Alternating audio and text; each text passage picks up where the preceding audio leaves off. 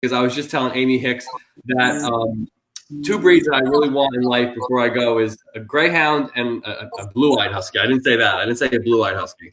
I don't know why. I've always had a fascination with huskies, Amy. But Amy, I brought you on here because our mutual friend Erica was talking to me about you're a big Greyhound fan, but you're also talking about the issue right now with Greyhounds. Can you just talk about yourself and your history with the Greyhounds and what's going on with the Greyhound breed? Sure. My name is Amy. I'm an animal lover. I worked with animals my whole life. And I do pet relocation. So I assist in transporting animals to where they need to go. And in that process, I got connected with some people that are Greyhound folks. And I had the pleasure of working with some Greyhounds and transporting some Greyhounds. And I just fell totally in love with them. And I got the opportunity to have Fancy. They retired her for me so I could have her. And so I started to do a bunch of research and learn about Greyhounds and realize there are so many misconceptions about Greyhounds and racing and the whole community of that. So I'm really happy to be able to shed some light on it. Yeah, tell me a little bit, because I have some pictures displayed up here, and this is Fancy in the pictures, correct? Mm-hmm. Tell us a little bit about Fancy. Okay, so Fancy's 2.5 years old. She's just 2.5 years old. She was born and raised at a kennel in Kansas. That this is what they do. This is their life, 24/7. They put their whole life into breeding the best quality Greyhound for health. Greyhounds are very healthy because they're bred for health. Because this dog is an athlete. So you don't want this dog to be sick. You want this dog to be healthy. So they're very carefully bred for health. They're very carefully bred and trained for temperament. So they are born at the kennel, and every Greyhound is born to be a racer.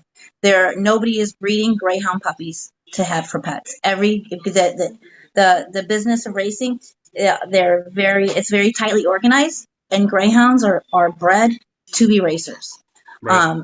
So they're born at the kennel. They're allowed to stay with their mother. The litter is allowed to stay with their mother for as long as the mother has interest in them. When the mother's ready to kick them out of the nest, then that litter of puppies, which people don't know, stay together for a whole year on the farm, just being puppies.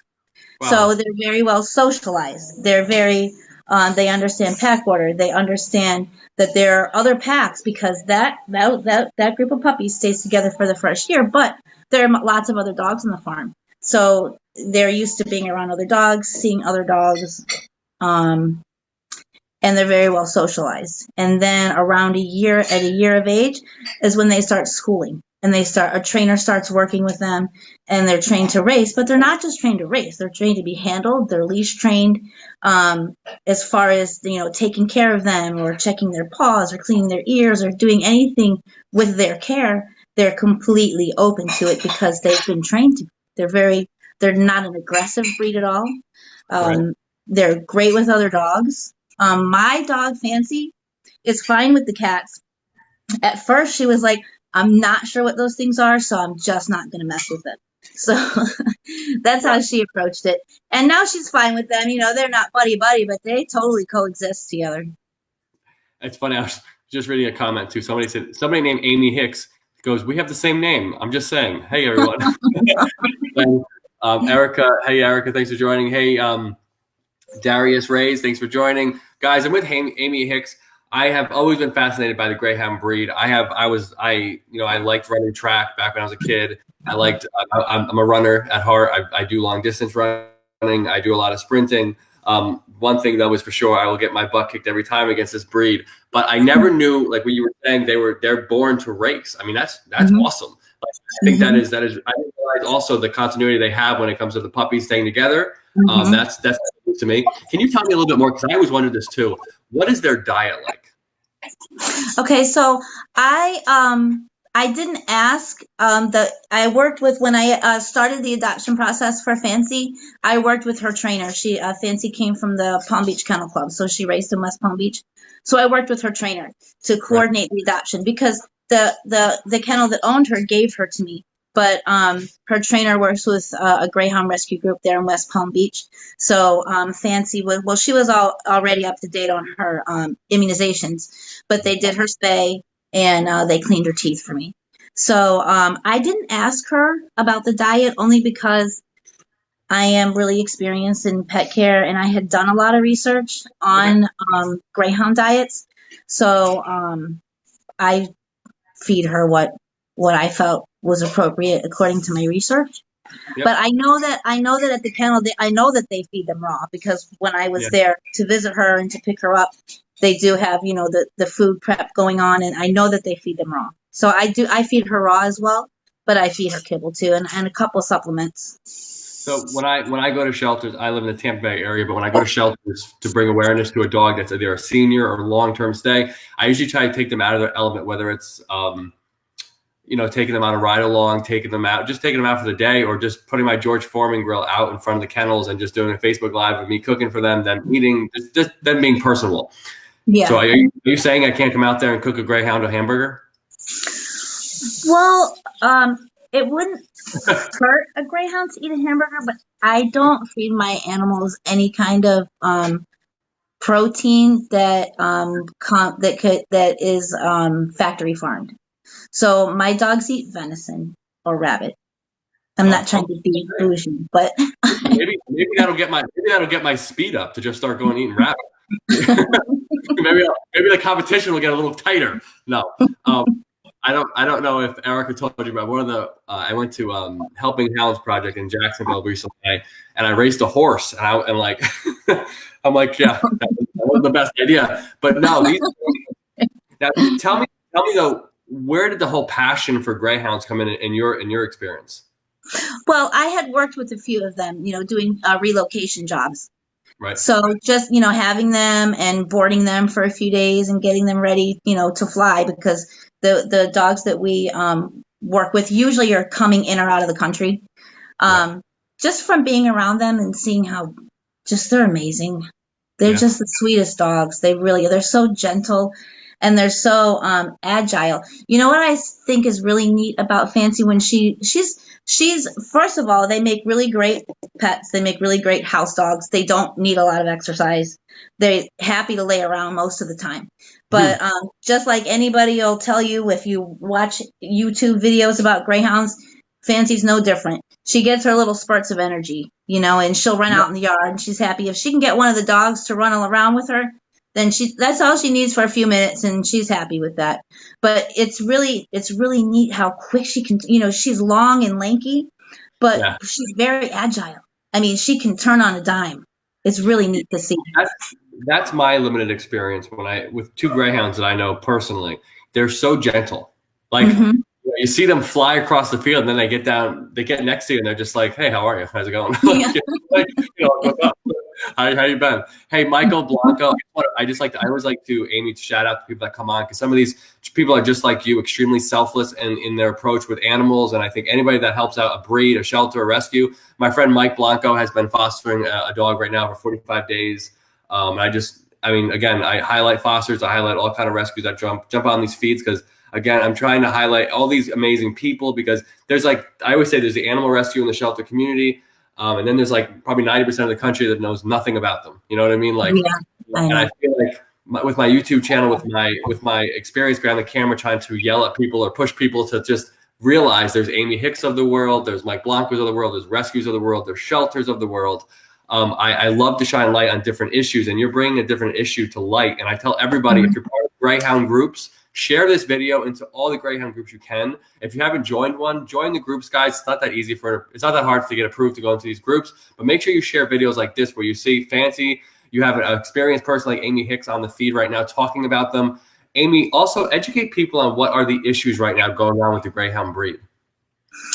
Well, I mean, the only issue is I know that 11 of the 17 remaining tracks in the country are in the state of Florida.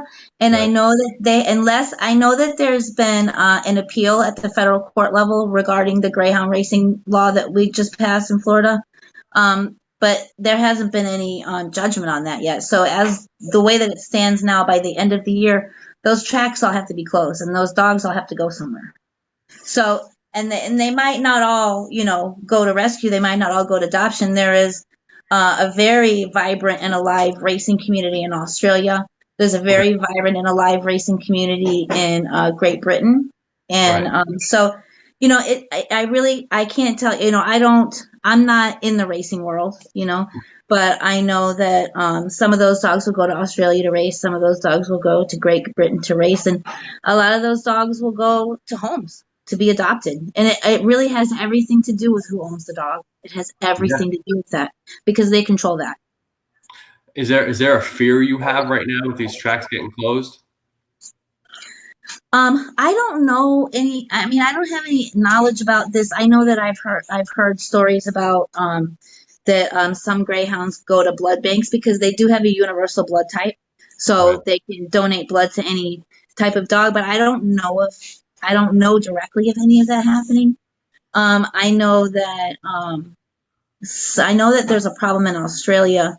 Some of these dogs, these racing dogs in Australia, are shipped out to China to race in a track in China that's very dangerous because of the way that the track is. It creates a lot of injuries for them, and those dogs end up in bad situations. But I couldn't give you any kind of statistics or numbers. Honestly, I believe that the majority of these dogs go to a happy home at the end. I mean, they go to adoption. They do, or they go to breeding programs. There's some really good breeding programs where they're living on a farm, they're living in a kennel, and they're part of a breeding program, but they're retired and they're enjoying their life. I mean, yes, would it be ideal for all of them to be like fancy and have a cozy, comfy bed? Yeah, but it doesn't happen for all of them. But that doesn't mean that they live a horrible life either. I mean, if greyhound racing doesn't exist, we lose this breed. I didn't know that there was, and I bet, I mean, I don't, like I said, I don't ever kind of say I know a lot about any breed. I didn't know that was one of the fears in terms of if racing doesn't exist. So it does make me want to bring more light into this. So if you ever know anybody else that can talk even more about the greyhound breed and like the racing, I mean, that's awesome. I want to talk about it because it is that would be a really, and I mean, I don't mean to say this in a bad way, but really a crappy situation to have that breed go away because it is an amazing sight. And I think I told you, I've never seen greyhound racing, but I have seen them, in their sprint mentality, and it is beautiful. It's an absolute beautiful breed. They love to run. They love to run. They were made to run. It's a full body of muscle. It's magnificent.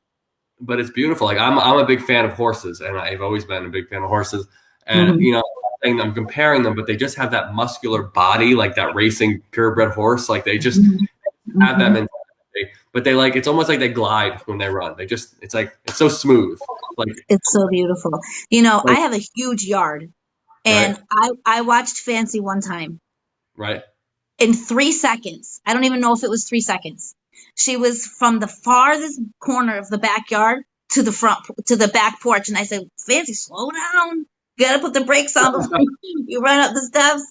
But it was I don't even think it was 3 seconds. And it was zero. It was flawless for her. It was effortless. I mean, she just 3 or 4 strides and she was at the back porch. Not to bring up humor in something so serious, but I always remember when I raced one of the greyhounds my neighbor has.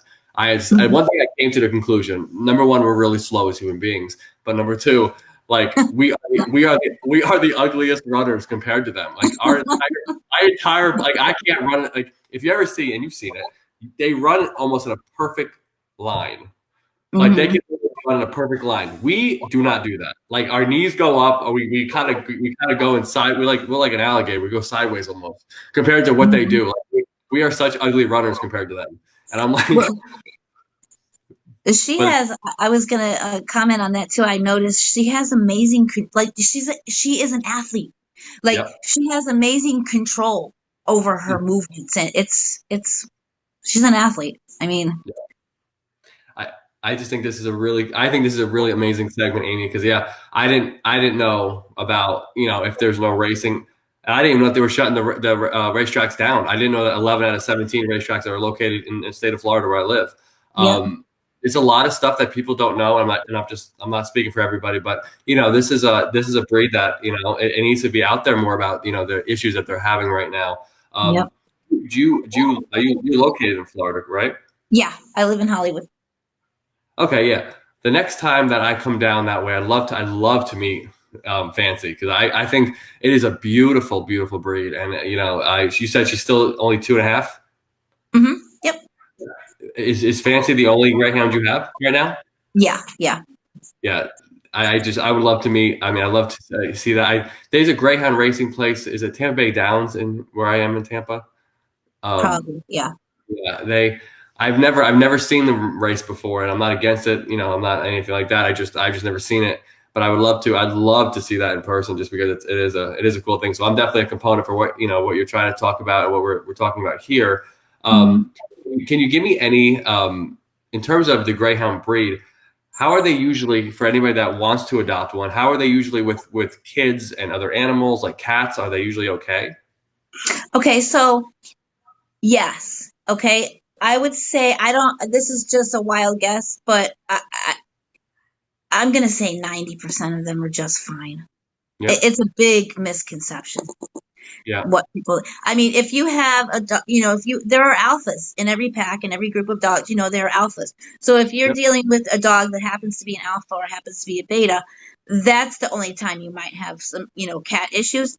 But most of these dogs are not pack leaders. They're not alphas. They're just happy to be part of the family. I mean, she just loves my little dogs. They're all little. And at first I think she thought maybe they were puppies. She just loves them all. She's great with them. Daryl Burke says all four paws off the ground between strides. It's amazing.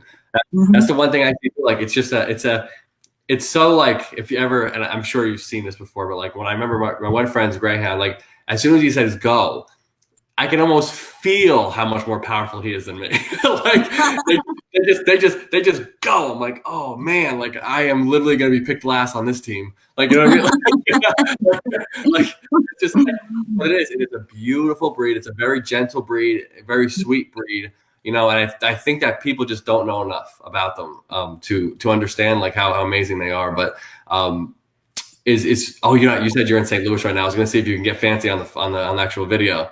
I would love to. I was telling Erica, I said, man, I wish I was home because I could have had Fancy on video with me. She's like, oh, we could do another segment with you. I was like, absolutely. Amy, when you go back home, I don't know when you're getting back home, but we have to, because I would either love to do it like this, where you're in your location, or if I can come out there, just so people can see that dog just move. Like, it is so like, I'm not a big like ice skater person, but they're just beautiful to see move. Like they're like that skater, that smoothness is something that's really cool. I've always, like I said, I always wanted, two breeds before I left. It was a husky and a greyhound. But is there anything else you would love to just tell people that are watching? Because we're going to share this like crazy. Tell people about the Greyhound breed, like your push, what you're passionate, why you're passionate about it, and stuff like that. Okay, so a few things I just wanted to tell you about living with a Greyhound these are good. They're very, like I said, they're in control of all their movements and their muscles. They're very aware of their movements. So they're really great to have around. This is a really great big dog to have around the house because they're not clumsy. They're not going to knock things over. They're not going to whack things with their tail. I mean, she'll jump onto my son's bed with him, and he'll have his computer on there, his phone on there, cords on there, and everything. And she just effortlessly just hops up there and gets right into place and doesn't ruffle not one little thing. They're really nice to have around the house in that perspective. Always use a raised feeder with them. They're very tall, and big dogs are prone to bloat. So I always feed her. I have a raised feeder for her. What else? They are, a lot of times people will think that they were abused or, they're scared because they're timid. It's not that they're abused, because they're not abused. That's one thing that people need to understand. These dogs are not abused. These dogs are very well bred. They're very well cared for. They're very well fed. All their medical needs are taken care of, and they're very well trained. The thing is, they have limited exposure socially because their life involves being at the farm, being with other dogs, and racing. So when you get them home, there are things that are new to them that they've never seen, and they might be like a little skittish at first. But dogs are very, very resilient. They're a very resilient species. And Fancy will see something one time, like she'll see something show up in the yard. My son started to build a fire pit in the yard, and he went and got some materials for that. And the next time she went outside, she was like, "Whoa, where did this stuff come from?" Right? and now she's like, "Oh yeah, that's just that stuff that kids using to build something." I mean, they're really resilient. You just got to be a little patient with them, because this is a whole new world, but they adjust very quickly and very easily. Let me ask you a question. I'm sorry to cut you off, Amy. Can they go for, like, I know this is so stupid, but can they go for a jog? Like, do they know that speed? They can. But you have to realize these guys are sprinters. They're not endurance runners. That's why I would say, like, for me, like, that's one thing I always thought, like, I'd love to just run with a greyhound. I'm like, I wonder if they know that speed. Like, oh yeah, I don't know. Yeah, they do, because Fancy hops around. She's like jogs when she like just hops around the yard. That's jogging for her. Okay. Yeah. But another thing about this breed too, the only thing about this breed is they have very little body fat, because they're very muscular, and it's genetics. They're very muscular. They have very little body fat. They get cold easily, but not in Florida, of course. But they get cold easily, and their skin is thin, so they easily get like cuts and scrapes around the yard. So I just keep a couple little first aid things for dogs around the house, and I just check her paws regularly, because she scrapes them up a little bit. But I mean, it's not bleeding or anything, but you just have to keep an eye out for that. And that's why when you adopt a greyhound, you're never going to find a greyhound that doesn't have scars. And that doesn't mean he was abused or he was in a bad environment. That means that he has really thin skin. And so they get injured really easily, and they scar pretty easily. But I mean, my experience with Fancy has been like zero negatives. Yeah. Zero negatives. She's just wonderful. Let me ask you a question. Is there, because again, I get called from a lot of rescues and shelters in Florida, but I never really get called from any kind of like greyhound. I have golden retriever rescues that call me, and German Shepherd rescues. Is there a greyhound like shelter rescue that you know of that you can give a shout out to around just in Florida? I do. I mean, I could work with the lady that I worked with to get Fancy. I don't, because I worked with her trainer. But the agency that did her spay and neuter was a Greyhound rescue group in West Palm Beach, but I don't have the paperwork with me. I can't remember exactly the name of it. I don't know how. I know that the racing industry is very self-contained and very, I don't want to say private, but it's not because of any of the way that the dogs are treated or handled. It's because there are a lot of crazy people out there, okay? Think crazy things or have crazy agendas, and so you don't know. You don't know if you're dealing with somebody that's out to harm you or not. So I would say the greyhound industry is a little guarded. I think that would be the best. And just for that reason, because you have people that think things that aren't true. But there's a website. It's called GreyhoundData.com, and that is the Erica, I'm sorry, Amy, I want Erica to write that on the feed. Can you say that website? I'm so sorry to interrupt you, Amy. That's fine. Can you say that one more time? It's GreyhoundData.com. And there's like a dash in there between Greyhound and data. Yep. And so what that is that's an international website all about Greyhound, about racing, about stats, about everything. But the Greyhound racing industry has a really big movement for adoption, for the dogs, because they're trained, they race, they have a career, and then they retire. And for the most part, they want these animals to have a happy retirement. And so there's a big movement in the industry toward adoption. And so on that site, there's a link you can click for adoption, and it has a thorough list, okay, of every Greyhound rescue in the U.S., in Australia, and in Great Britain. Wow.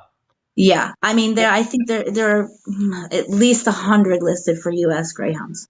Hey, Kara, Lisa, Shug, and Michelle, thank you for joining the feed. Michelle is from Paw Paw's Pet Rescue in North Florida. She is asking a question to you. What is their life expectancy? The Greyhound's life expectancy is the same as any big dog, like 12 to 14 years. Okay. I didn't know that either. I would have guessed younger if I would have guessed, but that's an uneducated.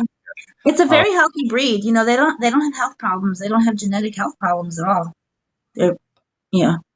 Yeah. I mean, again, guys, that's greyhound-data.com. I was going to ask you that before. I was going to say, is there anywhere we can find more information just for knowledge in terms of greyhounds?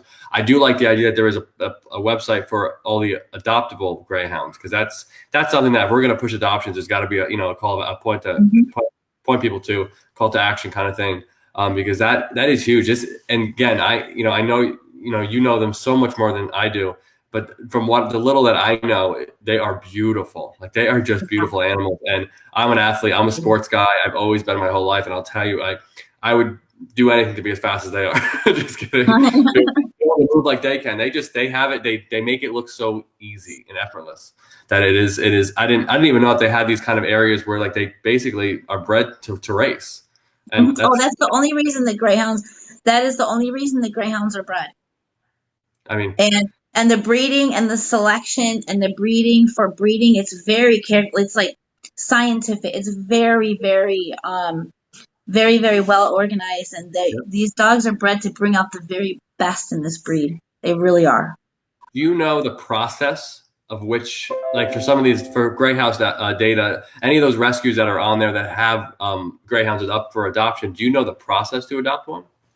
Oh, I don't know. I mean, yeah, I know generally it depends. Everybody has their own procedure, but usually they like to ask people, a little bit about their background and what their interests are and what their home situation is. And a lot of times these places will match people up with certain greyhounds that they think are appropriate and let them meet them. But I honestly couldn't tell you because I didn't go through an adoption group to get Fancy.